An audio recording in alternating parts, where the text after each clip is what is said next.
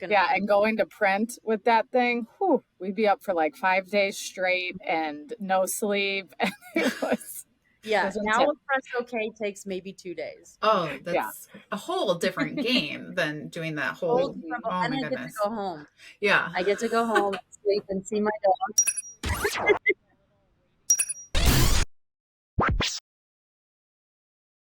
Welcome to the Going Digital Merch Madness Edition, where we will be interviewing talent behind the S&S catalog that made it all the way to the top of our Merch Madness competition. We have Nikki and Andy joining us. Thank you so much for coming and sharing your expertise. Tell us a little bit about what you do at S&S. Thank you. All right, I'll kick it off. Hi, I'm Nikki Knaus at S&S Activewear. I have been with the company for exactly 10 years now. Started out as the humble only graphic designer and now am the senior creative manager of our design and creative team.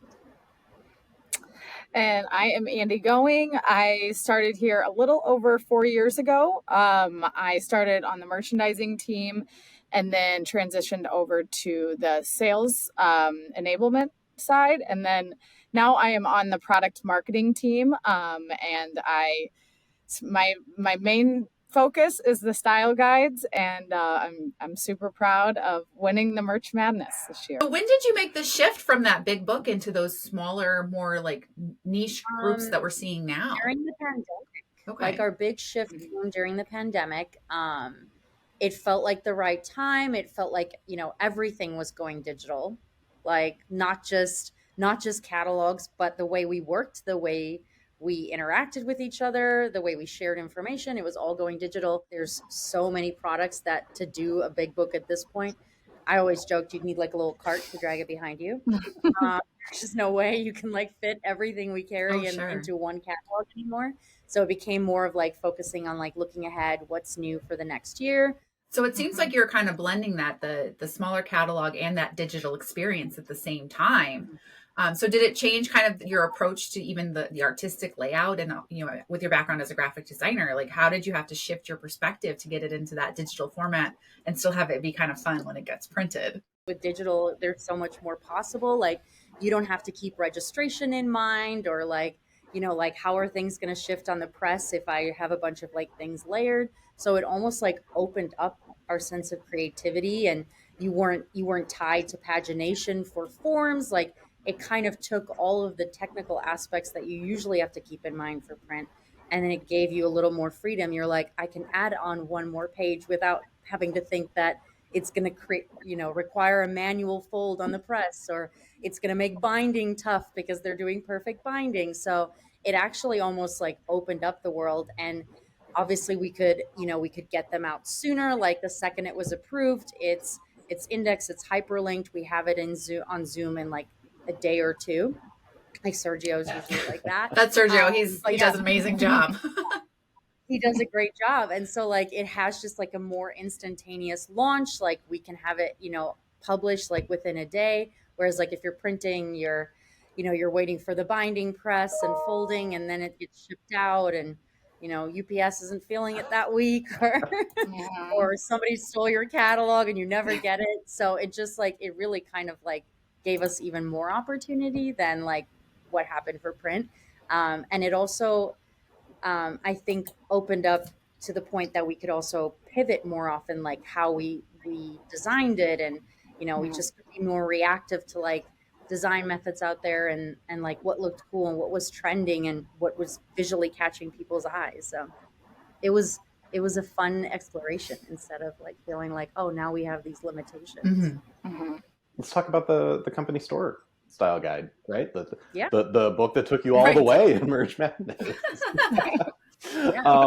Yeah, so that's where Andy came in. And like merchandising and the sales. So we were really looking at how to pivot our sales team and put them in a position where we were catering collections and things to give them a sales tool that they could then go to their customer and show like, here's how you can like mix and match categories and brands and all of that. And we were just trying to look at not only from a trend perspective, what people were wearing each season, but also what markets were selling to during that season. I tried to have not only every category that a company store would have, but also trending items within those categories. A company store doesn't just have to be, a blank t-shirt with your company logo on it. It can Oh, be absolutely. any, it can be, a very trending item, because that's what your employees want to wear. They don't want to just wear the polo with the company logo on it. So it's giving them all the trending items that they're going to wear outside of the office. And like, It's something you want to wear all the time, instead of like when your manager's like, team building, let's wear this together. Like, you want to wear that sweatshirt, and you want it to be a cool piece that you can accessorize and make it your own. And it's that whole 9 to 5, Right. but then 5 to 9 idea. It's not just for your work time, it's for every time. And we actually had our design team all come up with like fictional companies that were Google-esque. But that's a brilliant idea. Like, make them part of this process to make it unique. And We wanted them to feel like involved and like, get excited about the project. So we put this like design contest in front of them, and we were like, if you could come up with like your own Google per se, like your own company where it doesn't really like right off the bat tell you what niche it is. And we had them all come up with like various logos and little mascots and things that they could like then put on these shirts for the style guide to help. the enthusiasm and the excitement really comes through, I think, especially in your performance in Merch Madness, because you went all the way. Oh, yes. well, and I love that you and Orbis went against each other too, because you're both in the same town. So I'm like, it's the Crosstown Classic. Either one, I'm happy with. Oh my God, it's like the Sox and the Cubs. Yeah. Yeah, we were outside their windows. Exactly. I'm like, We got you. maybe we need to have a come together moments. We are all friends again. Our social media strategist, Devin, she absolutely knocked it out of the park. We called her our hype woman, because she was all over it. She was making stories for it, sending messages on Teams, like telling our sales team to vote. Asking Yeah, people she to was vote. really taking it to the next level, getting it out there. She really was like, no, we need to make this SNS wide.